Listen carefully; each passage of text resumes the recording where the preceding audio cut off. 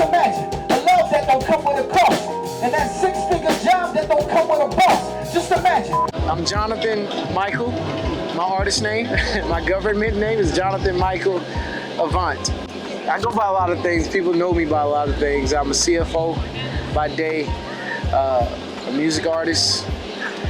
Throughout my life, I am a father, first and foremost, two beautiful daughters, and I guess a community advocate.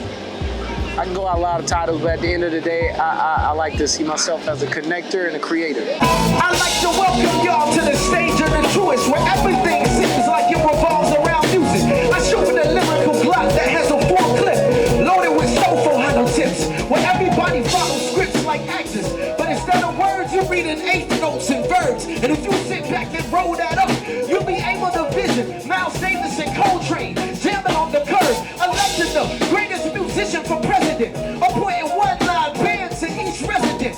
Radical imagination, man, to me is, the other side of pure imagination. As I was, speaking a little earlier, I do a rendition of pure imagination. I think when you look at just imagination as a word, it's like seeing a blank canvas and building from scratch from a place of joy, something that satisfies that hunger for happiness, right, and elation. I think radical imagination on the flip side is also seeing a blank canvas and building from ground up, building from a place of pain, building from a place to solve an issue. And I think we need a lot of both in the world, if not simultaneously. Joy is ignorantly bliss and powerful.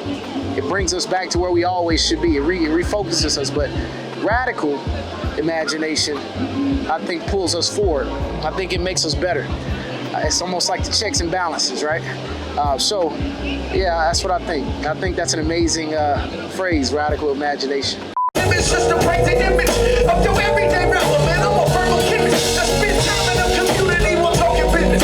I ain't crossing that line unless we all win it. The brown babies getting in line and they all grinning. Them haters were anyway, now they all missing. Justice and activism, I think the intimate connection that art has with that is that it allows justice and activism to have a deeper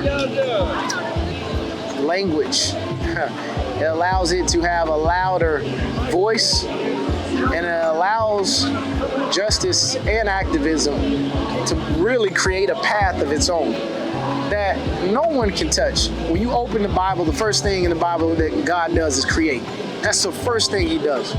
Every answer you can find to everything in life, my personal preference, is in that book. And I think art and activism has a divine connection. And I believe you can't have justice or activism without somebody mentally in their mind feeling something wrong, using a spiritual connection to create a visual piece, a speech, a song, food.